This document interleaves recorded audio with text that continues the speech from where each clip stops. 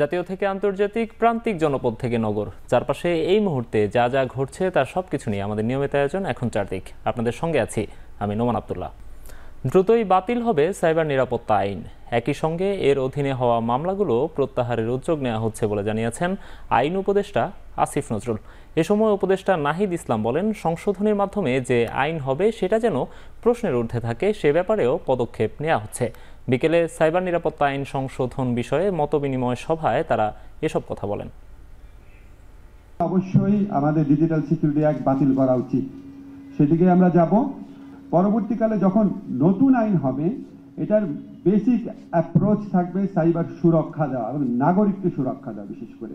এবং সেখানে অবশ্যই আমরা নারী এবং শিশুদের ওনাদের স্পর্শকাতরতা বিবেচনা করে সমাজে, আমাদের মতো সমাজে ওনাদের জন্য স্পেশাল সিকিউরিটি রাখার ব্যবস্থা করব।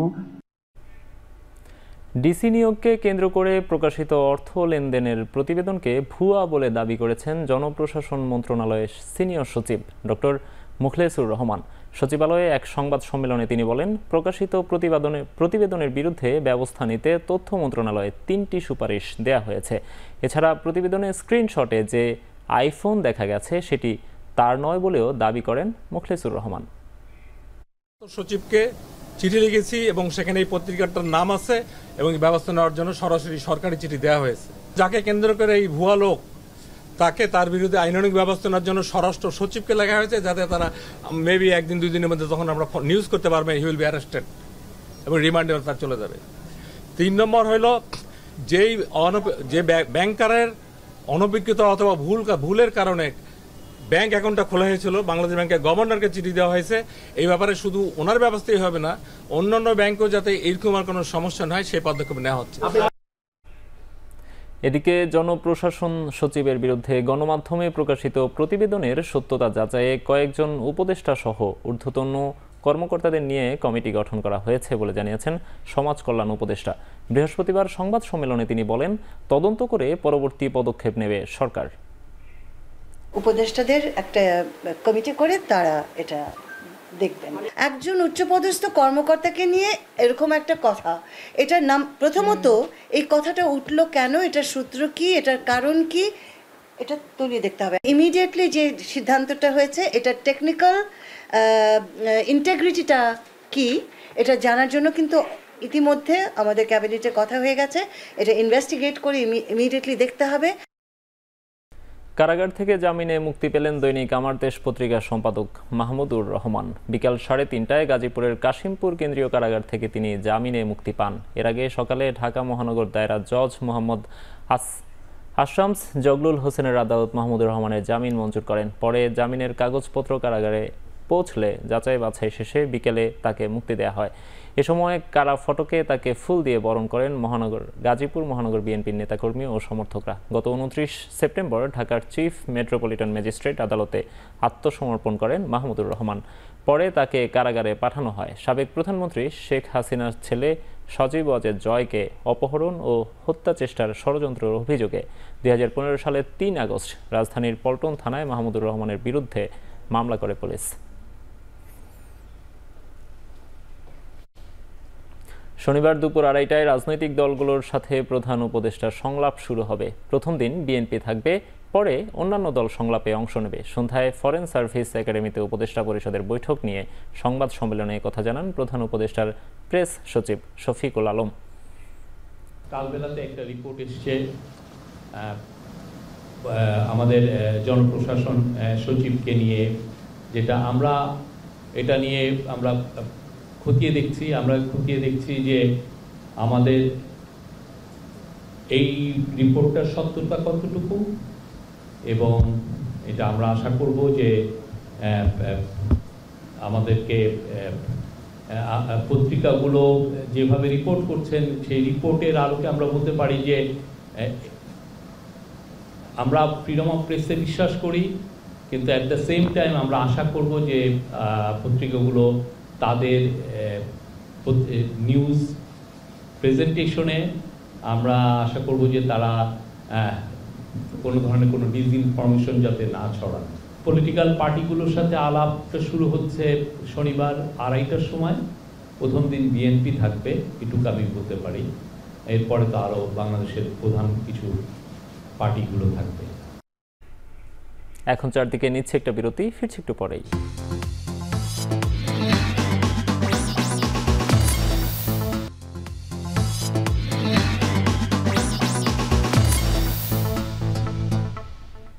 বিরতির পর ফিরে এলাম, আপনারা দেখছেন এখন চারদিক।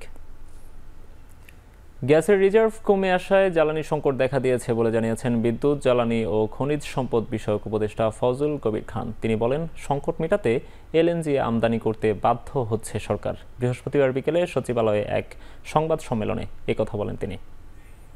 2025 সালের মধ্যে আরও 35টা কূপ খনন করব।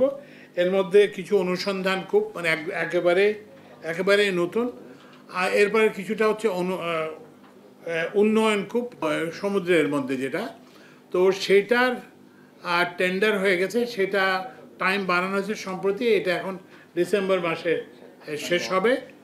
এবং এখানে 7টি কোম্পানি ইচ্ছা প্রকাশ করছে। মালয়েশিয়ায় কম খরচে জনশক্তি রপ্তানিতে সিন্ডিকেট মুক্ত শ্রম বাজার গড়ার আহ্বান জানিয়েছেন জনশক্তি রপ্তানিকারকদের সংগঠন বায়রা। সকালে ঢাকার রিপোর্টার্স ইউনিটিতে সংবাদ সম্মেলনে এই দাবি জানায় সংগঠনটি। এজন্য প্রধান উপদেষ্টা ও মালয়েশিয়ার প্রধানমন্ত্রীর হস্তক্ষেপ কামনা করেছেন সংগঠনটির নেতারা। বায়রা নেতারা বলেন, অনিয়ম দুর্নীতির কারণে 31 মে মালয়েশিয়া শ্রমবাজার বন্ধ হওয়ায় 50,000 কর্মী যেতে পারেনি, ফলে কর্মীদের অতিরিক্ত টাকা দিতে হয়েছে।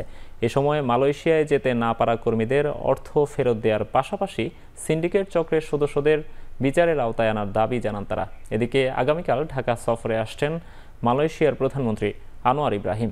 তার আগমনকে কেন্দ্র করে শ্রমবাজারে নতুন ধারা উন্মুক্ত করার আহ্বান বায়রা নেতাদের।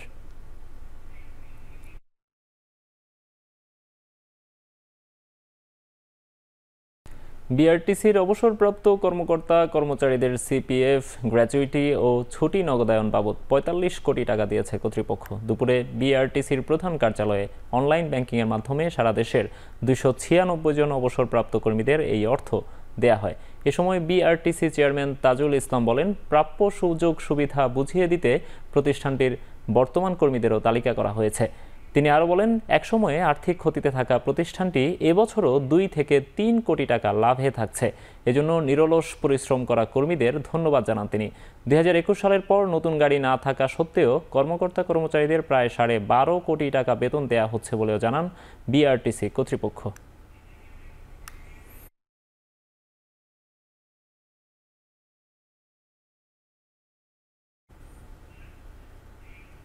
এখন চারদিকে নিচ্ছে আরও একটা বিরতি, ফিরছে একটু পরেই।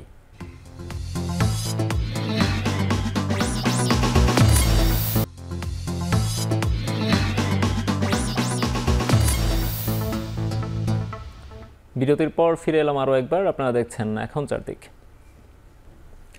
লেবাননে বিমান হামলা অব্যাহত রেখেছে ইসরায়েলি বাহিনী। তাদের হামলায় গত একদিনে মারা গেছেন অন্তত 45 জন। আতঙ্ক বিরাজ করছে গোটা লেবানন জুড়ে। বাসিন্দারা নিরাপদ আশ্রয়ের খোঁজে ছুটে বেড়াচ্ছেন। ধ্বংস হয়ে গেছে বহু ঘরবাড়ি ও অবকাঠামো। যদিও ইসরায়েলের দাবি, হিজবুল্লাহ গোষ্ঠীকে লক্ষ্য করে এসব হামলা চালানো হয়েছে। শুধু আকাশপথেই নয়, স্থল আক্রমণও অব্যাহত রেখেছে ইসরায়েলি সেনারা। এমন পরিস্থিতিতে পশ্চিমা অনেক দেশের নাগরিকদের লেবানন থেকে নিজ দেশে ফিরিয়ে আনার প্রক্রিয়া শুরু হয়েছে।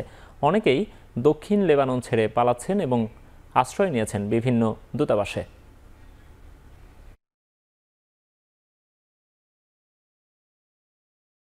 তাইওয়ানে আঘাত হেনেছে টাইফুন ক্রাথন। এখন পর্যন্ত মৃত্যু হয়েছে 2 জনের। বাতিল হয়েছে শত শত ফ্লাইট, বন্ধ রয়েছে শেয়ার বাজারও। ক্যাটাগরি 1-এর এই টাইফুন গুরুত্বপূর্ণ বন্দর শহর কাওসিয়াংয়ে আঘাত হানে বৃহস্পতিবার। বৃষ্টিপাত, ঝোড়ো হাওয়া আর সমুদ্র উত্তাল থাকায় এখানকার 27 লাখ মানুষকে নিরাপদে থাকতে নির্দেশনা দেওয়া হয়েছে। তাইওয়ানের পূর্ব উপকূলে কিছুদিন পরপরই আঘাত হানে টাইফুন, কিন্তু পশ্চিম উপকূলে আঘাত হানা টাইফুনের ঘটনা ব্যতিক্রম। আবহাওয়া অধিদপ্তর বলছে, রাজধানী তাইপেতে যাওয়ার আগেই গ্রীষ্মমণ্ডলীয় নিম্নচাপে পরিণত হবে এই টাইফুন।